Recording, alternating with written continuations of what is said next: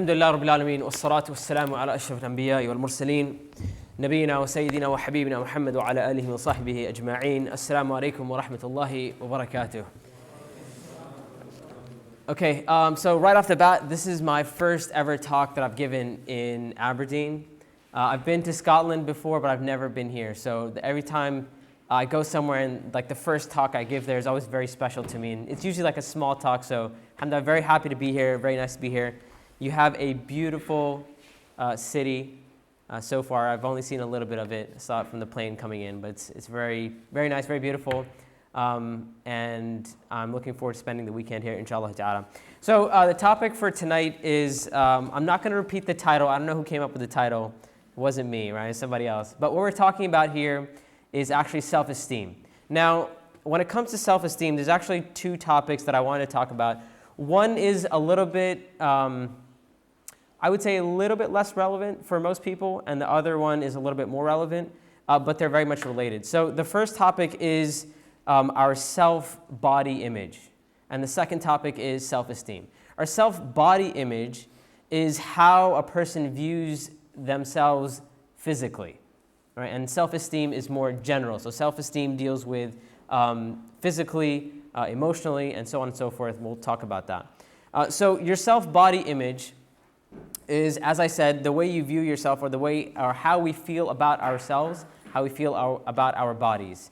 And like I said, this is a little bit less relevant to most people, but I think this is something that needs to be talked about as well.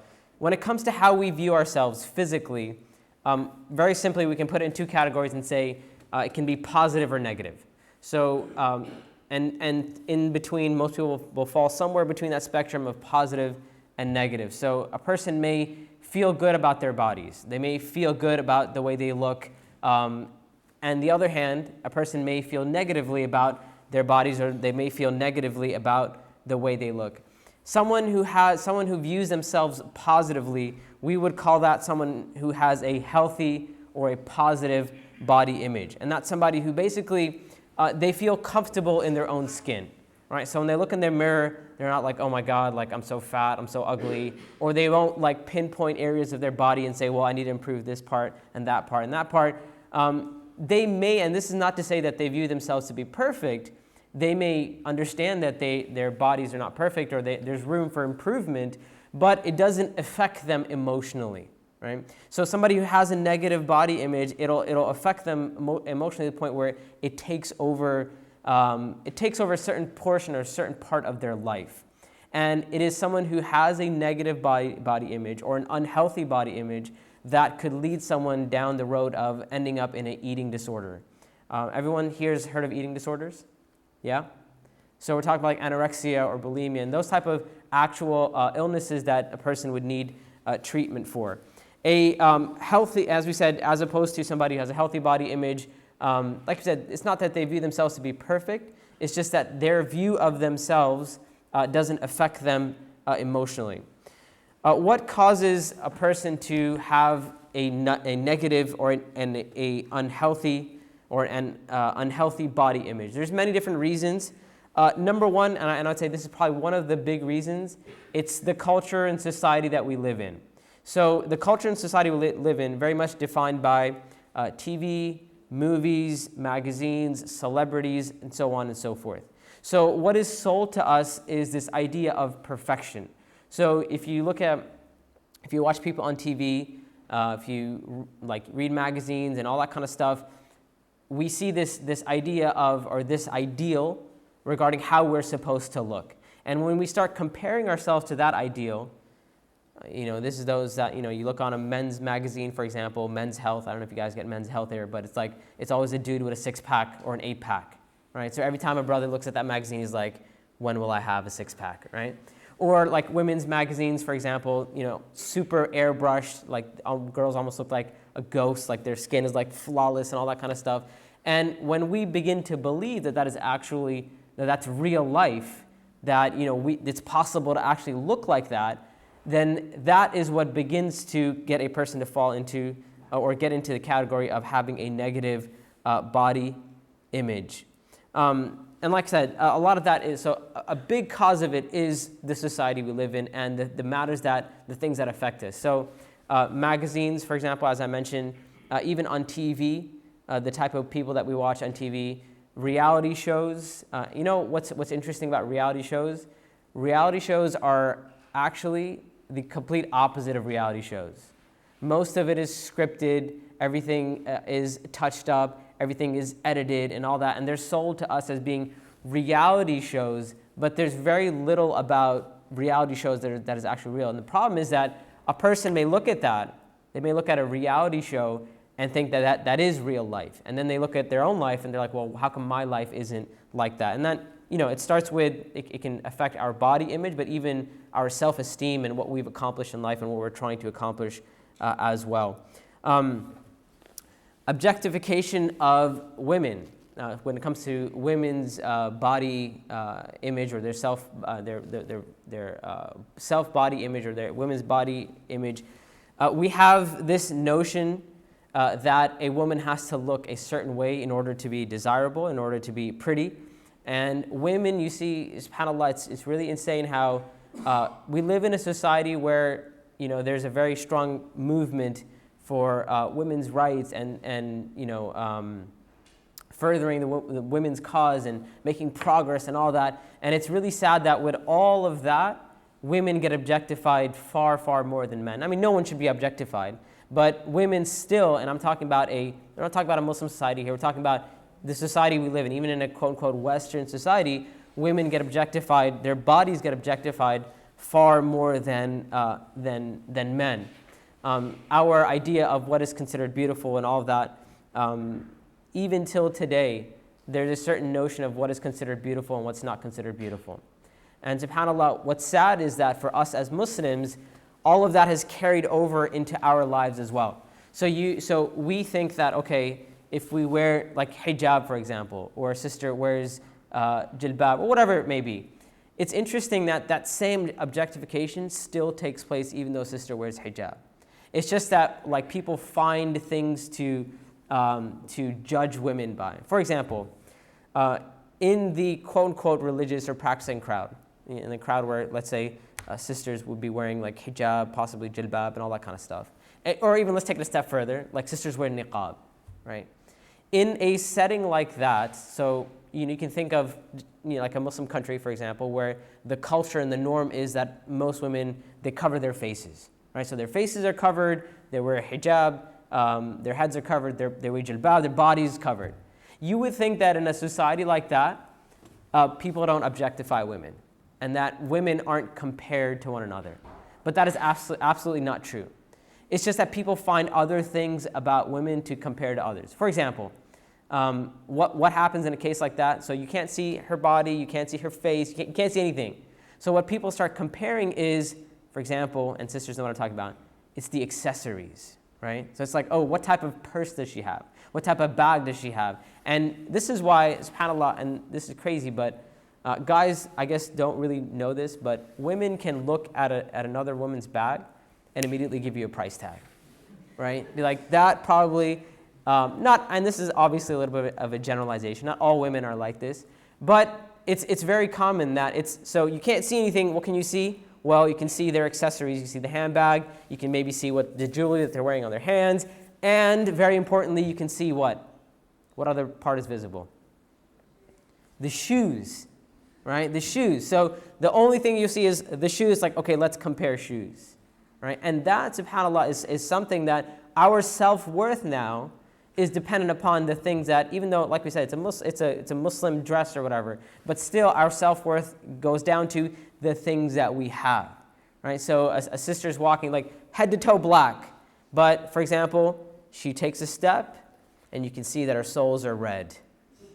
What does that mean? Hold on. Guys, what does that mean? Does anyone know what that means?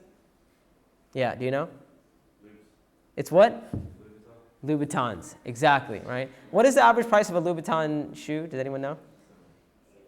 $700-800 or 700-800 pounds? Yeah, so immediately, that's one thing that we do, right? So we take a look at someone, right? We can't see anything, we can't see her face, we can't see anything, but looking at this, not even her shoes, the soles of her shoes, we now make a judgment about how valuable this person is or how acceptable this person may be. So this is something that Islam outright rejects, right? Judging people based off of their physical appearance. For example, Allah subhanahu wa ta'ala in the Quran says, "Inna akramakum indallahi atqakum," that the most noble amongst you are those who have the most taqwa. Meaning it's not about the way you look, it's not about how skinny you are, it's not about if you have a six-pack, it's not about, like, none of that stuff matters. What matters is your relationship with your Creator, your relationship with Allah subhanahu wa ta'ala. However, that leads people to a question, and someone may say, well, does that mean that as Muslims we're not supposed to, and this is the other extreme, right? Does that mean that as Muslims we're not supposed to care about how we look? And unfortunately, subhanAllah, with a lot of these issues, what we find is, and this is one of the tricks of shaitan, by the way, as well, is that he leads people to extremes, right? In all, like a lot of these issues. So one extreme is a person's self-worth is defined by the shape of their body or the way they look. That's one extreme, or their accessories and the things that they own. The other extreme is a person who says, well, none of it matters. So it doesn't matter how we look. We don't have to take care of our bodies. We don't have to look nice. And you're supposed to, there's concept of abandoning the worldly life, right? Abandoning the dunya. That some people believe that if you're a Muslim or you're a good Muslim, it means that you shouldn't care about the way you look, you shouldn't care about the way you dress, you shouldn't try to look nice. None of that matters because someone will say, didn't the Prophet ﷺ say, be in this life as if you're a traveler? Don't we know that this life is only but a few days, right? This is the other extreme, because if you look at the Sunnah of the Prophet ﷺ and you look at his actual teaching, what you'll realize is that that is not correct, that we are supposed to care about the way we look. For example, we have this famous hadith of the Prophet ﷺ. I'm sure many of you have heard this hadith, in which the Prophet ﷺ said that a person who has even a mustard seed of arrogance, meaning even a small amount of kibr, arrogance, will not enter paradise. And then one of the companions who heard the Prophet ﷺ say this, he got a little concerned. He said, "O Messenger of Allah," he said, "what about the person who wants their clothes to look nice and their shoes to look nice?" And subhanAllah, even though this is like 1,500 years ago, till this day, I get the exact same question. It goes back to two things: the clothes that you're wearing and your kicks, right? What you have on your feet. So this is what he says. He said, okay, Messenger of Allah, does that mean that, we're not supposed to want our clothes to look nice? Basically, we're not supposed to want to look nice. And then the Prophet said, Inna Allaha jamilun wa yuhibbul jamal. He said, no, most certainly Allah is beautiful and Allah loves beauty. And then he said, al-kibr, that the kibr, the arrogance that I'm talking about, is batarul haqq wa ghamtun nas. He said, the arrogance that I'm talking about is to disdain the truth, or to reject the truth, or to look down upon people. That is the arrogance that I'm talking about. Meaning, to look nice and to dress nice, to have nice clothes and nice shoes and all that kind of stuff, it's good. Not that it's not bad. It's actually a good thing. And how do we know that? The Prophet says, Allah is beautiful and Allah loves beauty. Meaning we should try our best to look nice. But at what point does it go too far? It goes too far if we begin to look down upon other people because of the way we look, or because of our clothes and our shoes or our bodies and all that kind of stuff, right? So a lot of this, subhanAllah, it actually goes back to our intention. So if you want to know the difference between, striving to look nice, which is good in Islam, and striving to look nice, which is Islamically not correct, a lot of it goes back to our intention. Why are we doing it? Are we doing it to view ourselves above other people? Is it to look down upon other people?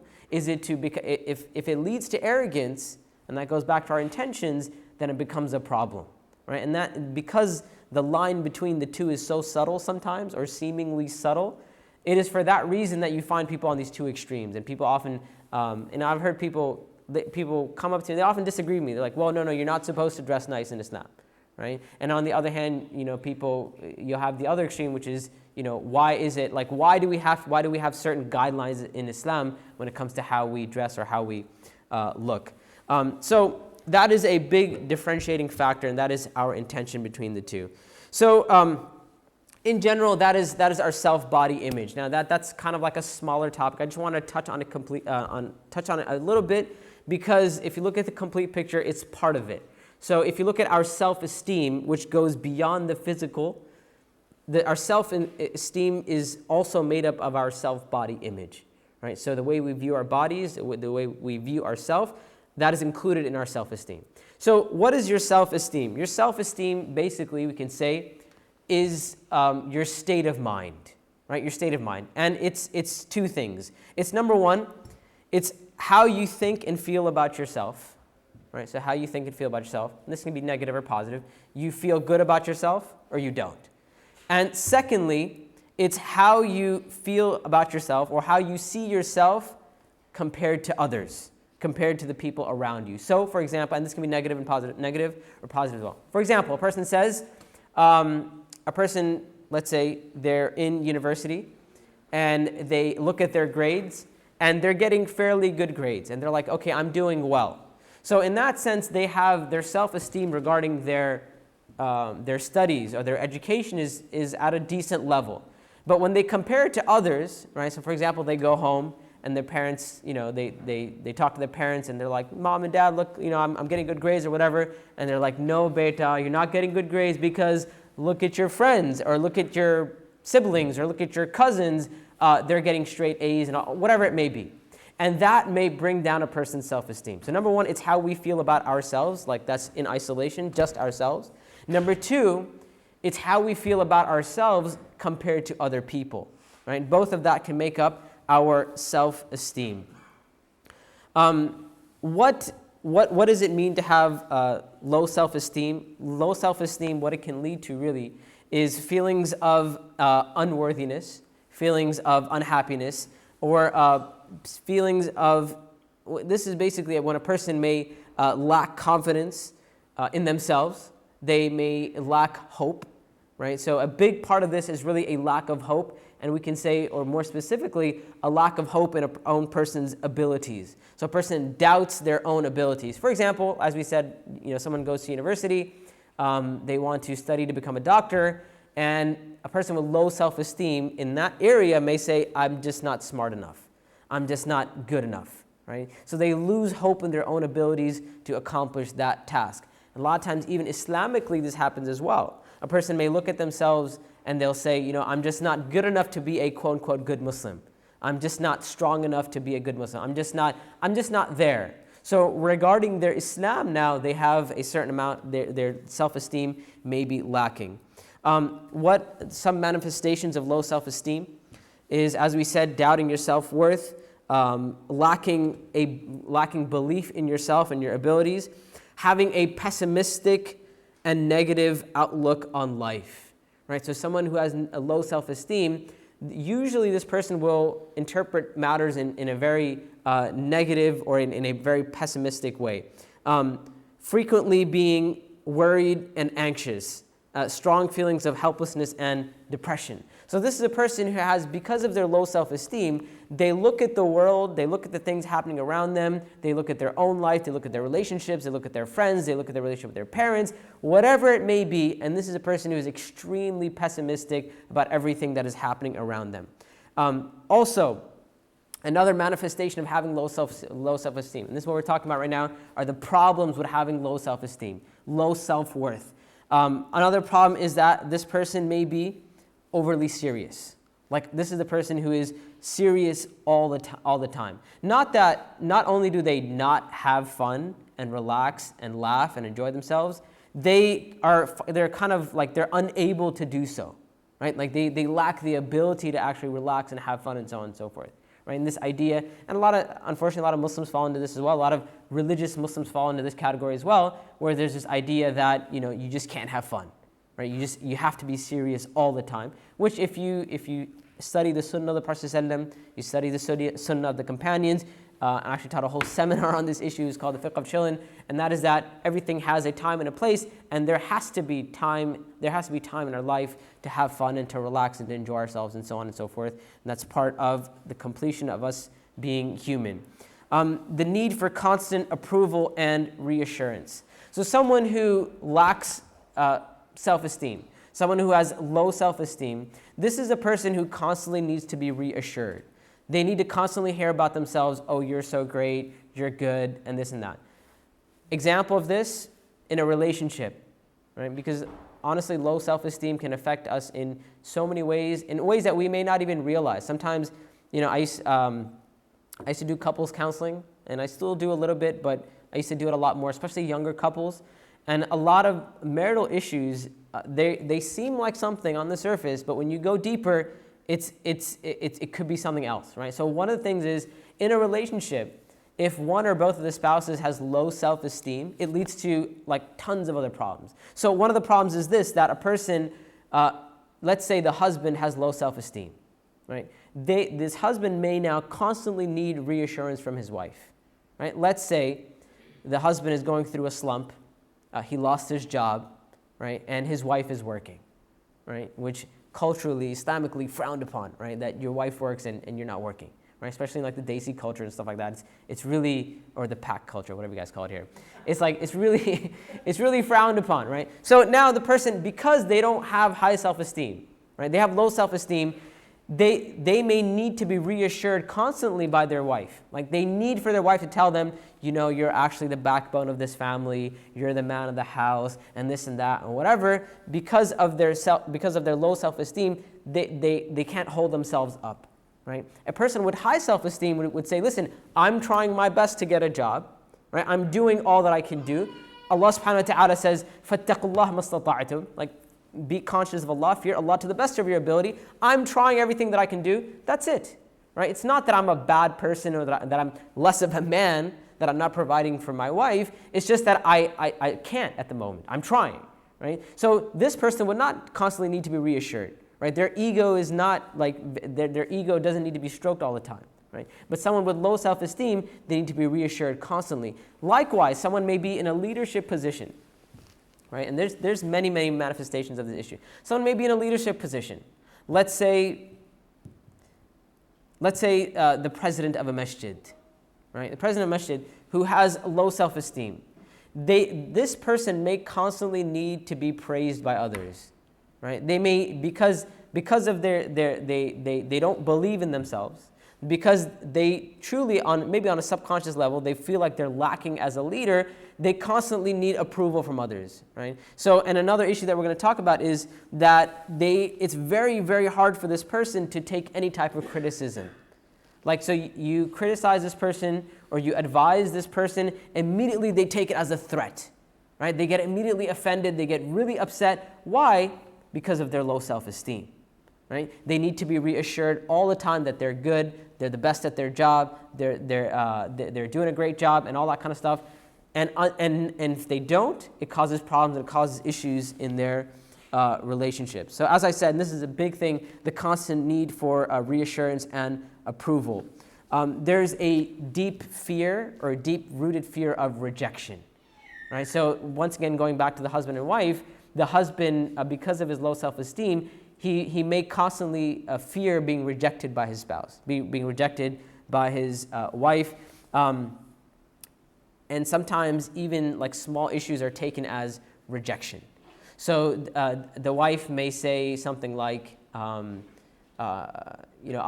pick up the groceries today, right? Or I'll pay for the groceries today. And she didn't mean anything by it. She understands that he's out of a job, right? And she is working, so she can afford. But he takes it as a personal threat, and he may say he may react and be like, "How dare you?"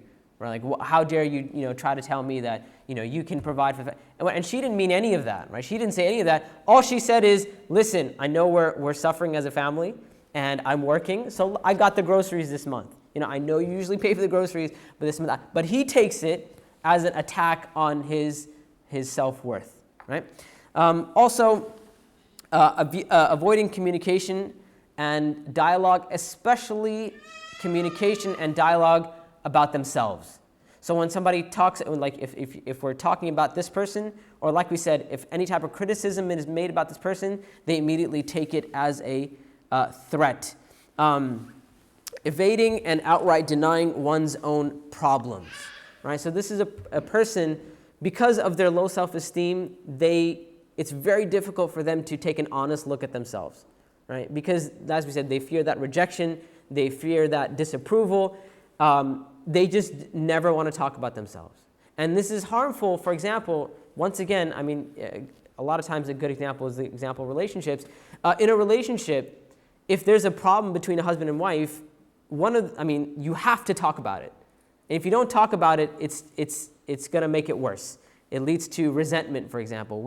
I have a problem with my wife. I don't talk to her about it. I hold it in, and I never have that conversation. It leads to resentment in my heart. I hold it in, I hold it in, I hold it in, until one day it blows up, right? And this is very common in relationships where people or spouses don't learn to communicate with one another. They don't learn to talk about their problems and solve their problems, and so they'll hold the issues in. And for example, a sister who feels like her husband is not fulfilling her rights, but she doesn't talk to him about it. She doesn't talk to anyone about it. She doesn't, or she may have had a bad experience. She went and talked to like the local imam. The local imam said, "Listen, just be patient. Like, don't bring up this issue ever again." Right? Like, khalas. And she's like, okay. So she holds it in. But how long can a human being hold this in? Right? She holds it in for, and I've seen it happen. She holds it in for 2 years, 3 years, 4 years, 5 years. But there comes a point in her life where khalas is too much, and instead of now trying to solve that problem, it's the boiling point, and it's like an explosion. Like, it goes crazy after that, right? Why? Because that problem was never dealt with. It was never talked about, and this is why couples have to learn to tackle their problems head on. Like, you have to have that dialogue and that communication with one another. So if that's not there, and one of the reasons could be, as we said, that the person doesn't like talking about themselves, because once again, husband and wife, they're having a problem with one another, or there's an issue, and the wife brings it up, and he's like, no, I don't want to talk about it, right? Or you just don't like me. You think I'm a bad husband, right? And he attacks her like in that way instead of actually addressing the problem. What's happening here is that because of his low self-esteem, he can't have that discussion. And as we said, it leads to a bigger problem, that is resentment and other problems that may come later. Someone who suffers from low self-esteem, another manifestation of this is that this is the person who usually always assumes the worst behind other people's intentions, right? They see the worst possible. They make the worst possible assumption about what someone meant, right? So this is a person who they read something online. They'll read a Facebook post, and the average person will read it in a certain way.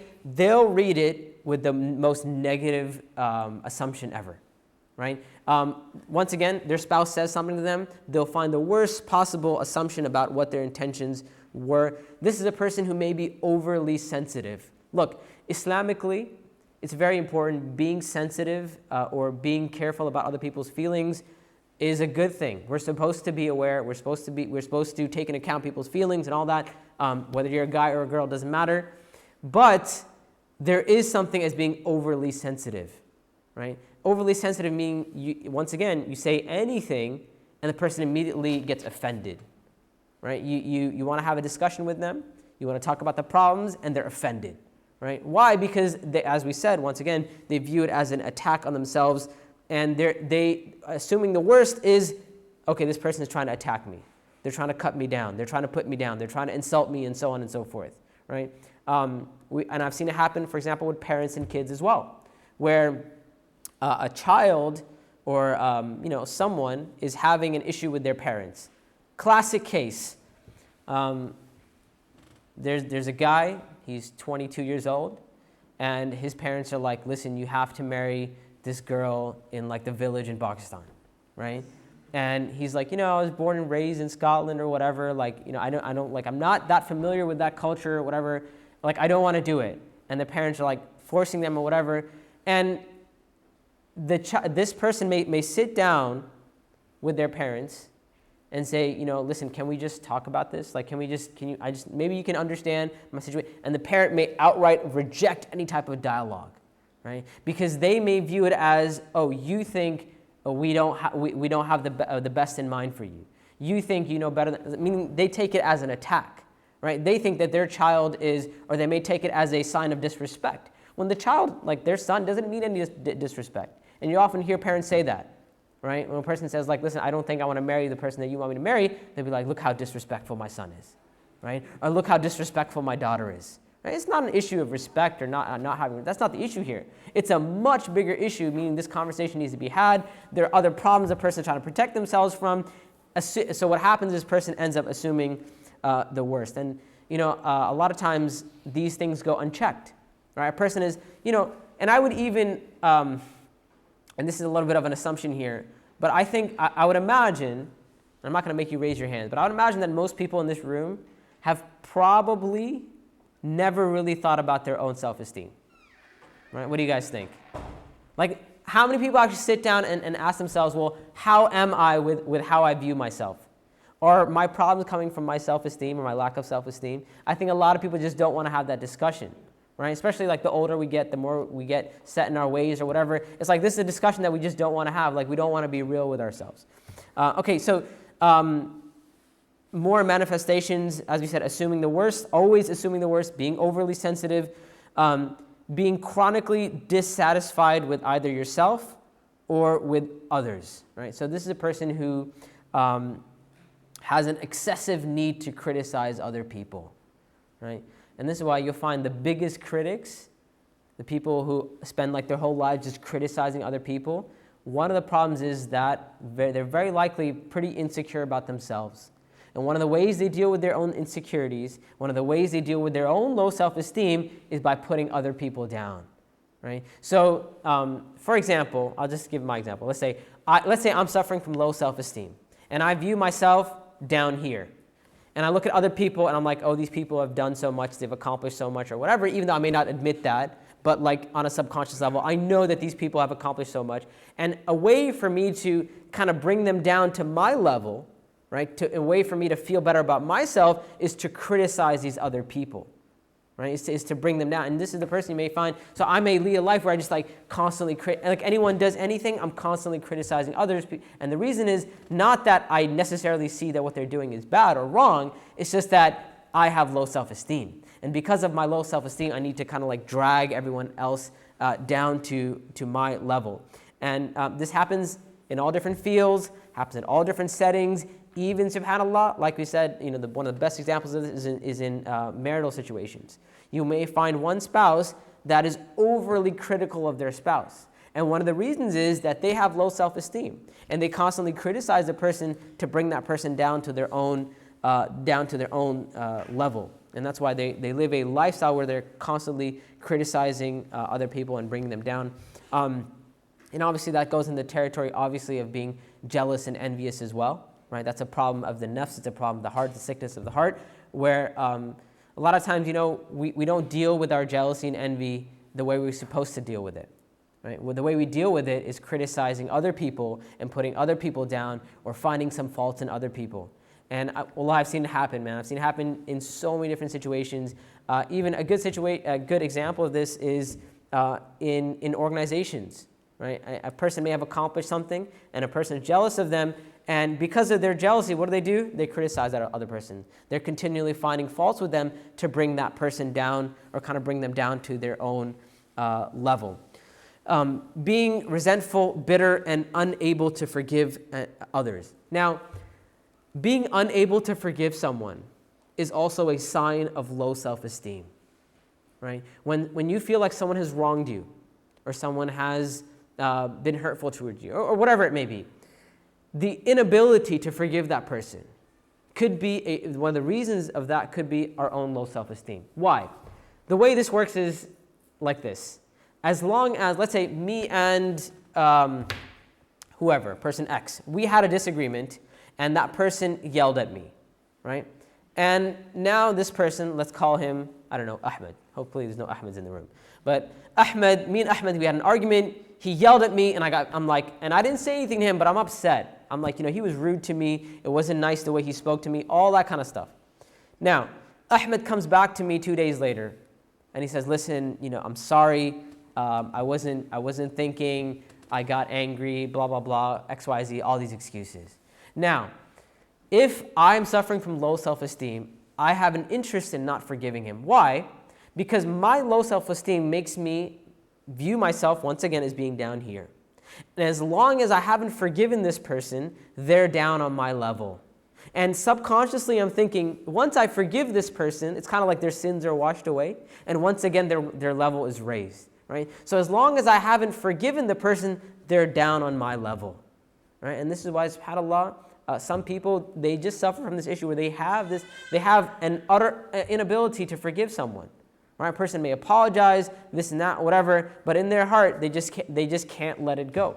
Even though they know the person may be sincere, and this is an excuse that people make when they say, well, your apology wasn't sincere.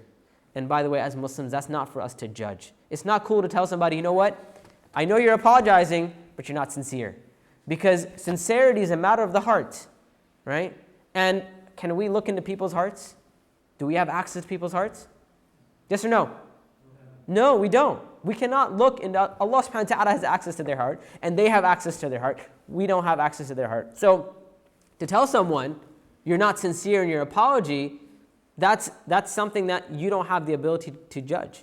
And yeah, there may be signs and all that kind of stuff or whatever, right? But assuming the worst, once again, it could be our own low self-esteem. So that's one of the excuses people make. They're like, oh, the person wasn't sincere in their, and we'll find a person who's suffering from low self-esteem, they'll find dozens and dozens of reasons why the person should not be forgiven. And this is a person who, as we said, they're unable to let go of negative feelings. They're unable to let go of their anger towards someone. And sometimes you may see someone, subhanAllah, in a community, for example, who feels wronged or whatever, and they just can't let it go.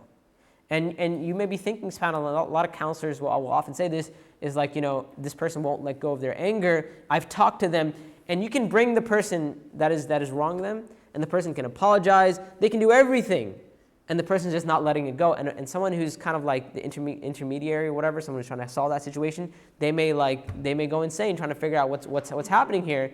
And it doesn't make sense that the person has apologized. They said they're wrong. They've admitted to their mistake. They're begging for your forgiveness, and the person still doesn't forgive them. Well, the problem is that it's an internal problem. It's a problem with the person whose forgiveness is being sought, and that is one of the problems, is that it is a lack of self-esteem. A lack of self-esteem can affect us, subhanAllah, in, as I said, I gave you examples, but it can affect almost every part of our life.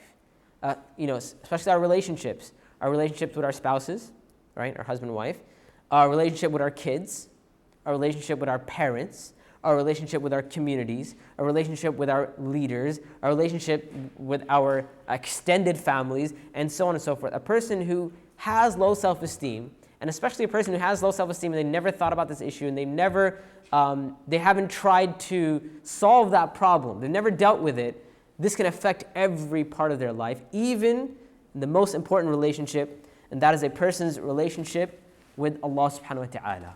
Right? It can affect their iman, because, and as I said earlier, I said, a person who's suffering from low self-esteem, they may look at themselves and say, I'll just never be a good Muslim. Or a lack of hope, there's just no hope for me. I will just never, I commit these sins or whatever, and there's no possible way for me to get over these sins. Or they'll look at other people. As we said, a lot of self-esteem is comparing yourself to others. They may look at other Muslims and they'll say, wow, these other Muslims, they're so great, right? They have the strength to, for example, these sisters have the strength to wear hijab, the brothers have the strength to practice Islam, they have the strength to stay away from these sins or whatever, but I don't have those abilities, right? I'm just not good enough, right? So that is a situation where your person's lack of self-esteem or their low self-esteem has even affected their relationship with Allah subhanahu wa ta'ala. Okay, I didn't want to leave the talk just there, right? So I talked about all the problems right now, and hopefully you guys have a good idea of all the ways or some indicators of low self-esteem, some problems that low self-esteem causes. But the obvious question should be right now, what some of you hopefully are thinking is, well, how do you go about raising your self-esteem? Right? So if somebody's suffering, and this may be for us or for other people as well, if someone is suffering from low self-esteem, then how do you go about solving this issue? So I have a list of things here. By the way, anyone taking notes? Anyone actually writing down what I'm saying? A couple of you? Okay, alhamdulillah. All right, so how do you deal with low self-esteem? How do you increase your self-confidence and increase your self-esteem? First and foremost, one of the most effective ways is raising your iman, improving your relationship with Allah subhanahu wa ta'ala. And this ayah we quoted earlier, we said, "Inna akramakum indallahi atqakum," that the most noble amongst you are those who have the most taqwa, right? So a person who understands that their physical features, their wealth, their status, their accomplishments in life, none of that is actually what makes a person noble. It's not any of that really defines a person. That what truly defines us in the end of the day is our relationship with our Creator. This is a person who naturally will have high self-esteem, right? Will they say, you know what? And by the way, on that issue, we're all on a level playing field, right? When it comes to wealth, we're not on a level playing field. There are some people who will have more wealth, and there's some people, who will not. They can try as hard as they want. They can, do whatever they want in life, and Allah just will not will not bless them with that wealth, or will not give them. That's something that's out of your control. When it comes to our physical looks, our physical features, the way we look, we're not all on a level playing field, right? Some people are naturally better looking. This is a reality that we have to face, right? Some people are naturally better looking than others. With even something as seemingly small or insignificant as, and I know people they think this is a little bit weird, but a person's sense of style and fashion, right? Allah has blessed certain people, right, with a certain sense of fashion and style, right? So, and other people may not. And these are matters that we don't have control over.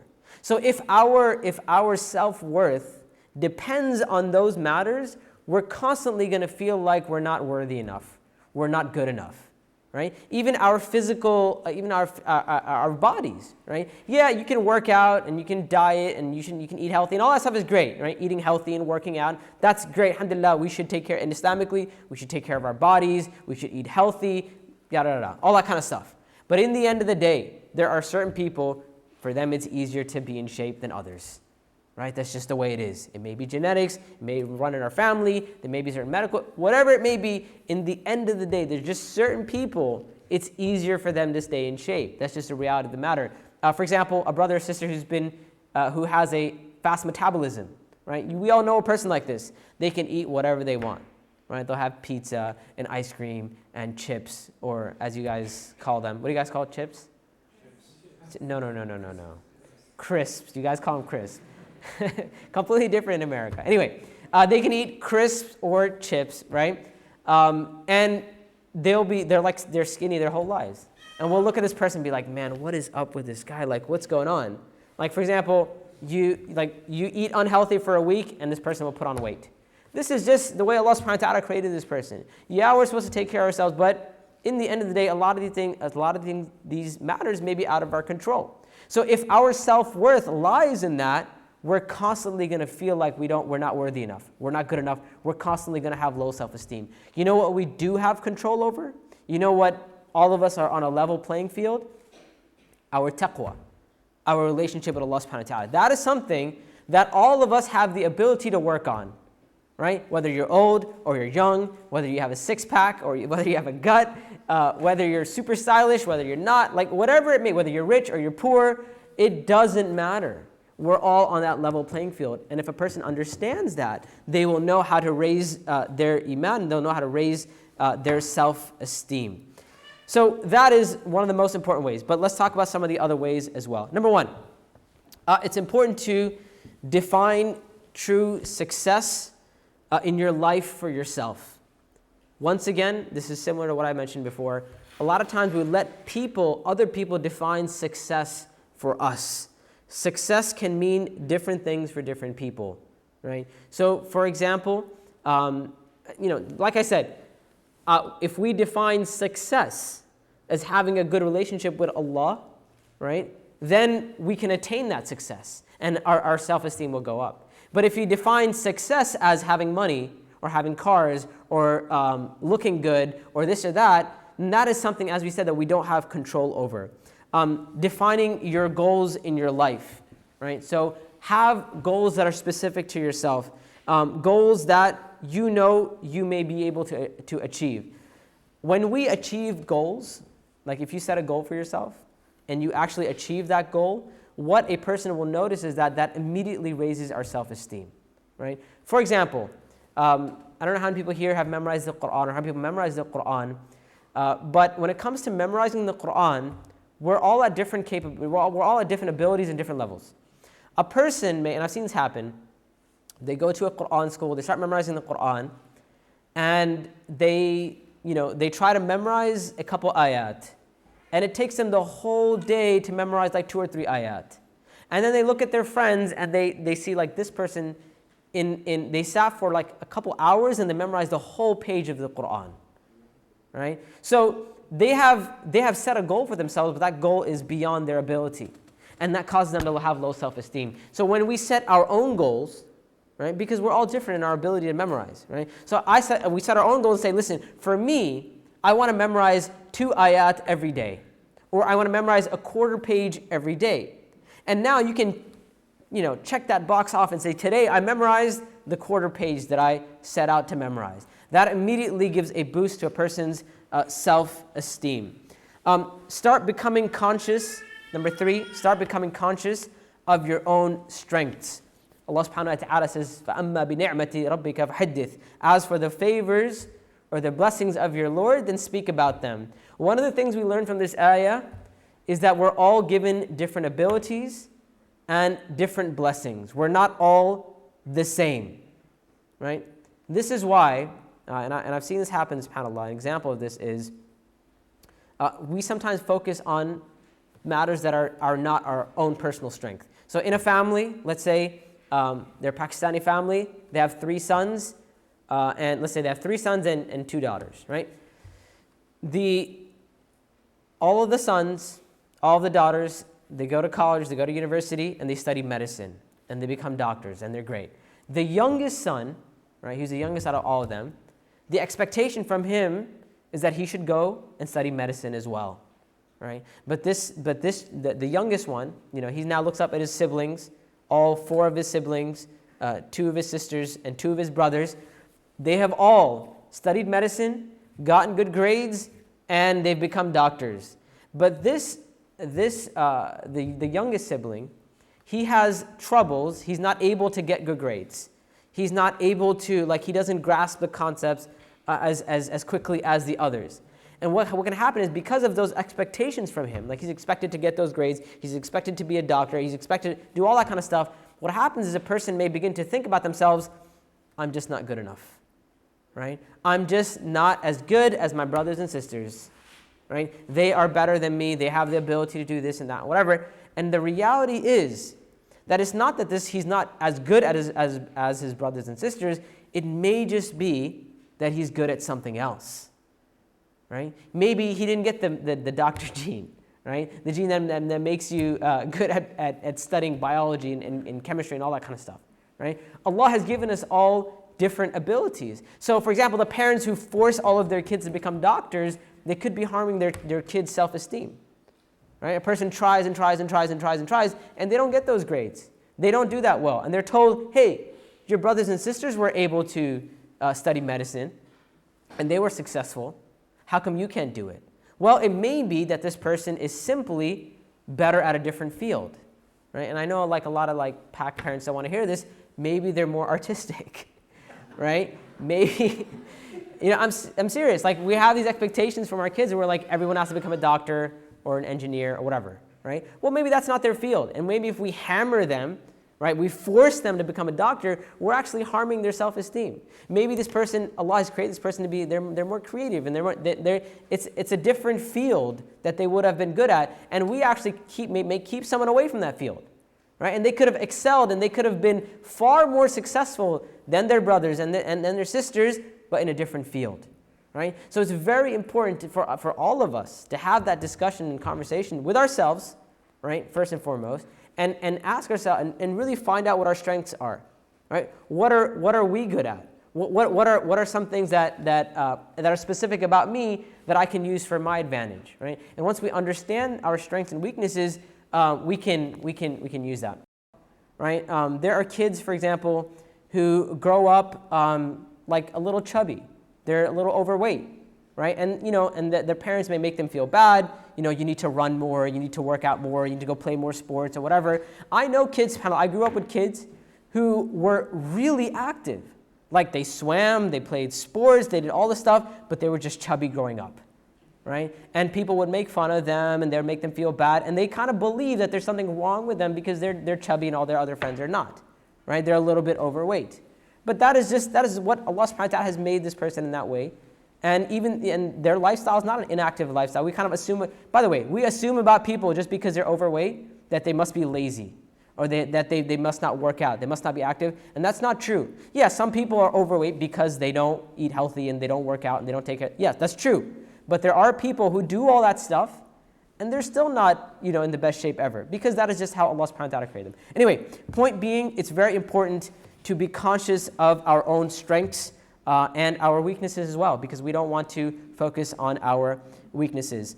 Point number 4, it's really important to have the right type of people around you, right? So you don't want the people around you who are constantly focusing on your weaknesses. You want the people around you who encourage you in your strengths. Even in the field of da'wah, how many people here consider themselves as those who try to invite other people to goodness? Okay, it should be like every person should raise their hand, right? We want goodness for everyone else, right? We want everyone else, we want goodness. So in calling other people to Islam, in calling other people to goodness, there is a fundamental mistake that a lot of people make. And that is focusing on people's faults and their sins, rather than encouraging them in the goodness that they have in them. And if you look at the prophets, and the best example, this is the Prophet Muhammad ﷺ. But if you look at the prophets, what they focused on people's strengths. They would see, yeah, this person commits all these sins, but they have this one goodness in them. And they would encourage them in their goodness, so that goodness would take over the rest of their sins, and eventually they would leave those sins. A lot of times when we give da'wah, we focus on people's strengths. We only criticize people for the sins that they're committing rather than encouraging them to be a better Muslim, or encouraging them in the goodness that they have. So having the right people around us. Lastly, actually I have like 5 more points here, but I'm out of time. So I got to pick like 2 of the best points, or one of the best points. Okay, I'll pick 2. Okay, so second to last point, understanding that perfection is unattainable. Like, we were not created to be perfect. There's not a single human being on earth who is perfect in whatever aspect of their life. That sister or that woman, for example, who works out, has an amazing body and all that kind of stuff or whatever, even she's not perfect. That brother who's a hafiz of the Quran, they're a doctor, they're in perfect shape, whatever we think as success, our ideas of what success is, even that person isn't perfect. We all have our flaws, whatever. So if we are trying to be perfect, we're always going to feel, we're always going to lack confidence in ourselves, right? We try to better ourselves, we try to improve ourselves, but we know that perfection is for the akhirah. Perfection is for Jannah, right? There's no way to be absolutely. That doesn't mean we don't try, but it means that we don't let it bring us down. That we don't let the issue that we're not perfect bring us down. Lastly, and I'll end with this point, inshallah ta'ala, is that what Allah subhanahu wa ta'ala expects from us is that we try our best and we work towards these matters, but in the end of the day, we try our best and then we leave it upon Allah subhanahu wa ta'ala. Right? It's very important to have that relationship with Allah where we rely upon Allah subhanahu wa ta'ala to raise our self-esteem. Right? We rely upon Allah subhanahu wa ta'ala to make us stronger and give us a clear path and help us recognize our strengths and leave our weaknesses and move forward from there. So that spiritual aspect of raising your self-esteem, this is something that sometimes psychologists don't really talk about this because they may not have that spiritual aspect to their lives. But us as Muslims, and I'll tell you, even from like counseling a lot of young people, that spiritual aspect of raising our self-esteem is crucial, and it is very, very, very effective. Reliance upon Allah subhanahu wa ta'ala to raise our self-esteem, understanding, as I said, I mentioned it quite a few times in my talk, understanding that our worth depends on our relationship with Allah subhanahu wa ta'ala. That is an extremely powerful tool in raising our self-esteem. And I will end with that, inshallah ta'ala, and Allah subhanahu wa ta'ala knows best. سبحانك اللهم وبحمدك أشهد أن لا إله إلا أنت أستغفرك وأتوب إليك. جزاكم الله خيرا. Thank you for everyone who came out tonight.